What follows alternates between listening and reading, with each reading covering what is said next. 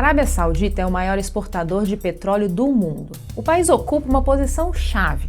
Dele depende grande parte da energia que move o planeta. Mas não é só isso.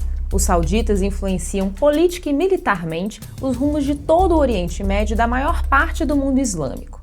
O país de 33 milhões de habitantes é hoje um dos mais ricos do planeta. A população, porém, sofre com desigualdades e com a repressão brutal do governo, em especial as mulheres e os considerados infiéis. Para entender como esse reino erguido no meio do deserto se tornou tão importante, é preciso recuar no tempo até o momento em que, pela primeira vez, o petróleo começou a jorrar. O território saudita era um vasto deserto, interrompido por poucos oásis e disputado por tribos nômades rivais.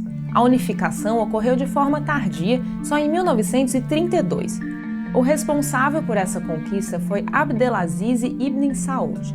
É do nome dele, Saud, que vem o nome do reino saudita. A associação entre o nome da família e o nome do país é importante. Ela ajuda a entender como é gerida a política e como são geridos os negócios na Arábia Saudita contemporânea. Desde sua origem até os dias de hoje, o país funciona como propriedade privada dos membros da família Saud. 6 anos após essa unificação da Arábia Saudita, em 1938, o petróleo jorrou pela primeira vez na cidade de Dhahran, na costa do Golfo Pérsico. Esse achado precioso determinaria o destino dos sauditas pelos séculos seguintes. O país recém-formado não dispunha ainda dos meios para prospectar e explorar o petróleo que possuía. Por isso buscou parceria primeiro com os britânicos e em seguida com um país do qual se tornaria aliado estratégico por quase toda a sua história, os Estados Unidos. Em consórcio com os sauditas, a empresa americana Aramco começou a bombear esse petróleo para o Mediterrâneo, através do Líbano. Com isso, abriu a primeira linha de suprimento que redefiniria o eixo energético do mundo todo. Em 1939 veio a Segunda Guerra Mundial. Apesar da ligação com americanos e britânicos, os sauditas mantiveram distância do conflito até o seu fim em 1945. Passado esse período de turbulência, o então presidente dos Estados Unidos, Franklin Roosevelt, foi ao Oriente Médio e recebeu pessoalmente o rei saudita a bordo do navio de guerra USS Quincy. Roosevelt prometeu armas, munições e dinheiro aos sauditas. Em troca, recebeu a promessa de suprimento confiável de petróleo. Levou 10 anos até que a Arábia Saudita conseguisse se estabelecer em 1948 como um grande produtor mundial de petróleo. E apenas 3 anos depois disso, em 51, a Aramco passou a pagar metade de seus lucros ao reino dos Saud, dando início à fortuna que a família tem hoje. Ibn Saud morreu em 1953, dando lugar à primeira sucessão dinástica do reino. No lugar dele assumiu o filho Saud ibn Saud, conhecido no Ocidente como Saud da Arábia Saudita. Diferentemente do pai, o filho se fez conhecido por levar um modo de vida extravagante e perdulário. O novo monarca dava relógios de ouro maciço com seu rosto estampado no mostrador. A imagem de um rei guerreiro e unificador foi substituída pela de um personagem frívolo e caricato.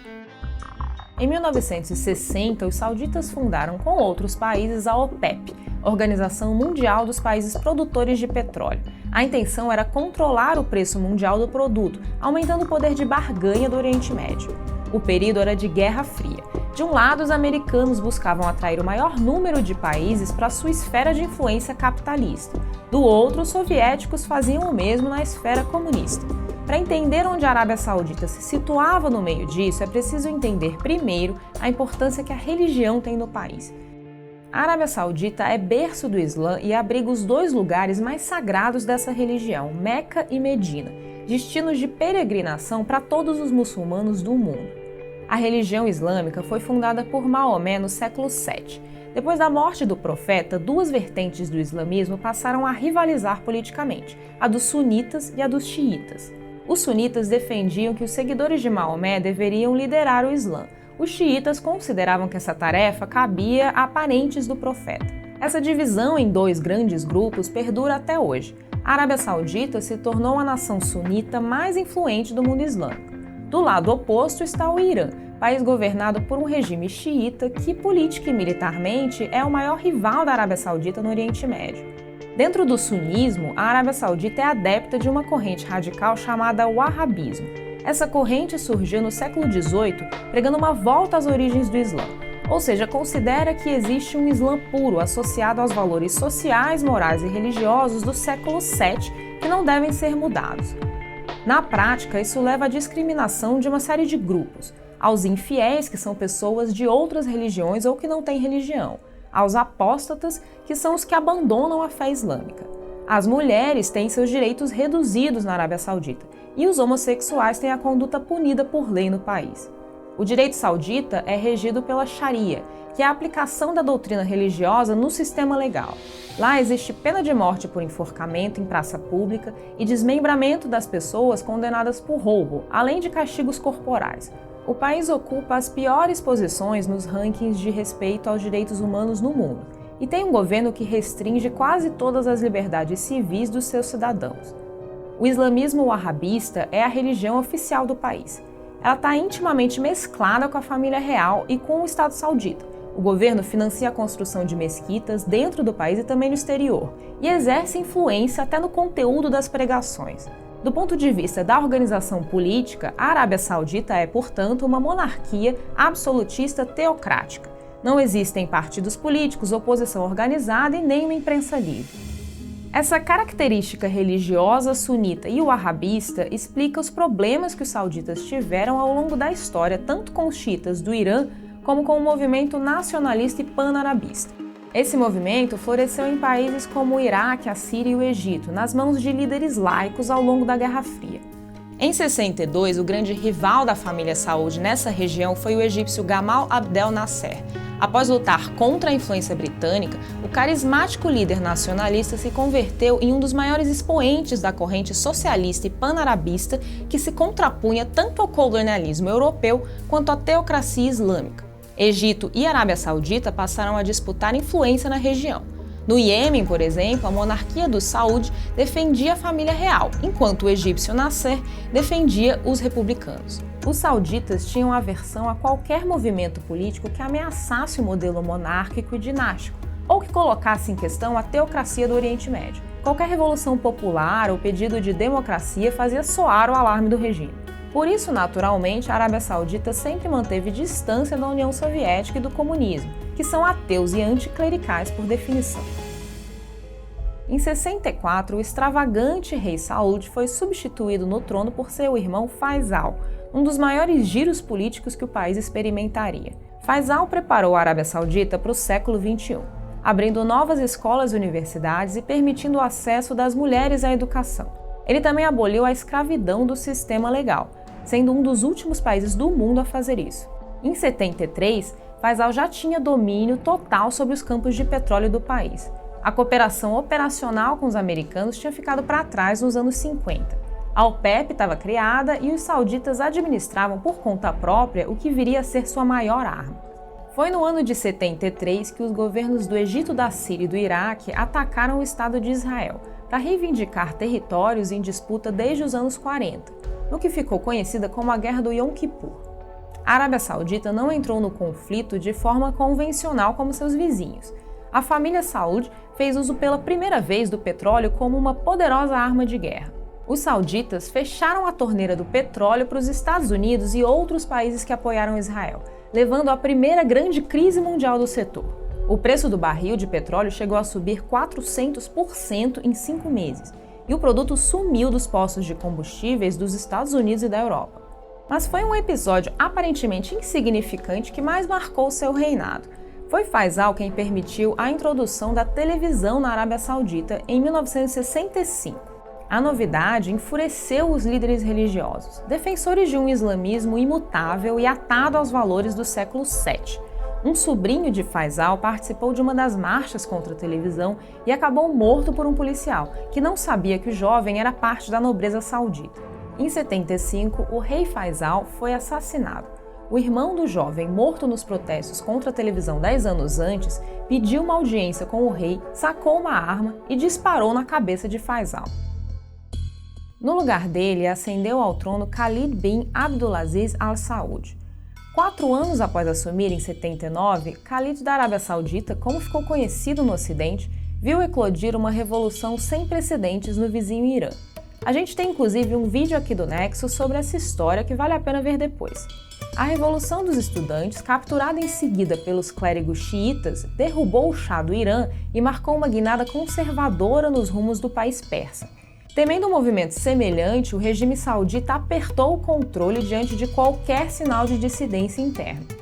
No mesmo ano de 79, a Arábia Saudita e os Estados Unidos passaram a mandar armas e munições para guerrilheiros que resistiam ao avanço de tropas soviéticas no Afeganistão. A manobra conjunta com a CIA teve a intenção de impedir o avanço comunista na Ásia. No ano seguinte, em 80, os sauditas apoiaram Saddam Hussein contra os xiitas iranianos na guerra Irã-Iraque. Todos esses episódios mostram como o país desempenhou um papel central numa série de conflitos no Oriente Médio e na Ásia, sem necessariamente colocar suas forças militares na linha de tiro.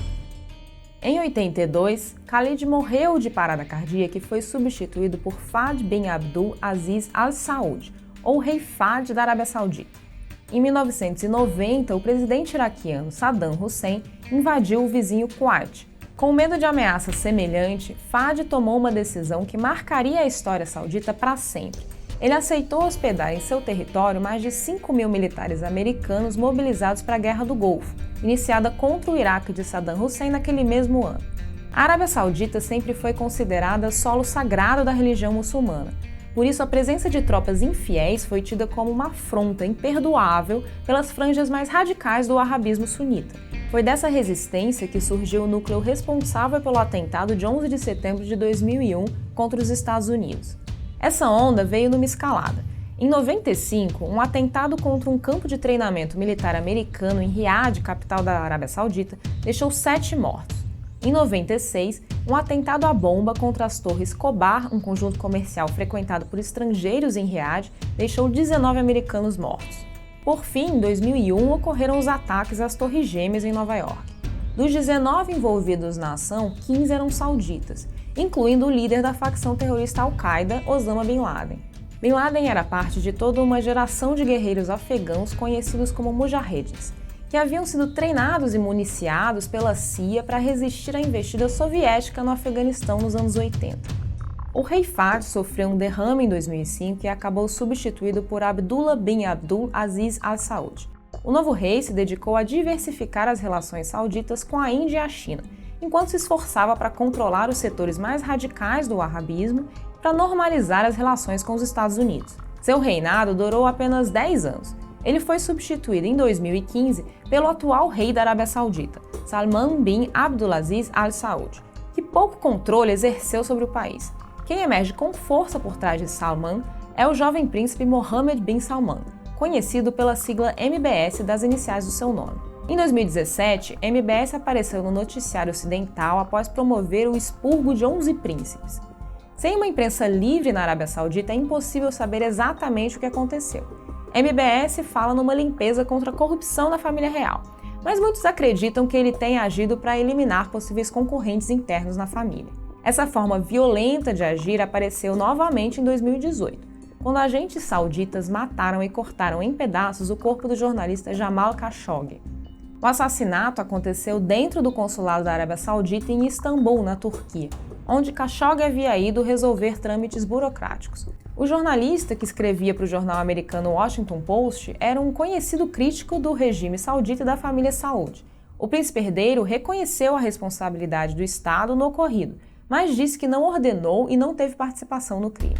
A Arábia Saudita se consolidou ao longo do tempo como o país que mais gasta com segurança no Oriente Médio. E em 2018 era o terceiro país do mundo que mais investia em poderio bélico, atrás só dos Estados Unidos e da China. Em termos relativos, os sauditas são os que mais gastam com defesa. O valor fica perto de 10% do seu produto interno bruto. Isso se reflete no papel geopolítico do país. No passado, a família real saudita agiu para influenciar os rumos da invasão soviética ao Afeganistão e da guerra Irã-Iraque. Hoje, essa influência se manifesta no apoio aos rebeldes sírios, que se opõem ao presidente Bashar al-Assad, e também no apoio a grupos sunitas que desestabilizam o governo do Iraque. Em todos esses cenários, os sauditas têm como maior adversário o governo xiita do Irã. Não há, entretanto, um conflito aberto entre iranianos e sauditas. Os dois lados agem municiando facções e governos rivais, numa estratégia semelhante à da Guerra Fria. É esse papel de contenção ao poder iraniano, somado às reservas de petróleo e às compras de armamentos, que ajuda a explicar por que tantas potências ocidentais aceitam manter uma relação estreita com o regime saudita reconhecidamente violador de direitos humanos. O petróleo, no entanto, não é eterno. A Arábia Saudita sabe disso e corre para diversificar sua economia enquanto o mundo avança na direção de fontes mais limpas de energia. É nesse mundo em transição que o Reino do Saúd terá de encontrar um novo espaço e novos rumos, assim como o patriarca da família foi capaz de fazer ao erguer um império familiar em meio ao deserto da Península Arábica no início dos anos 30. Gostou da explicação? Então dê um like no vídeo e inscreva-se no nosso canal. Nós temos uma série de vídeos que explicam a situação de países como a Venezuela, Israel, Rússia e outros. Confere lá e não deixe de acessar o site do Nexo Jornal.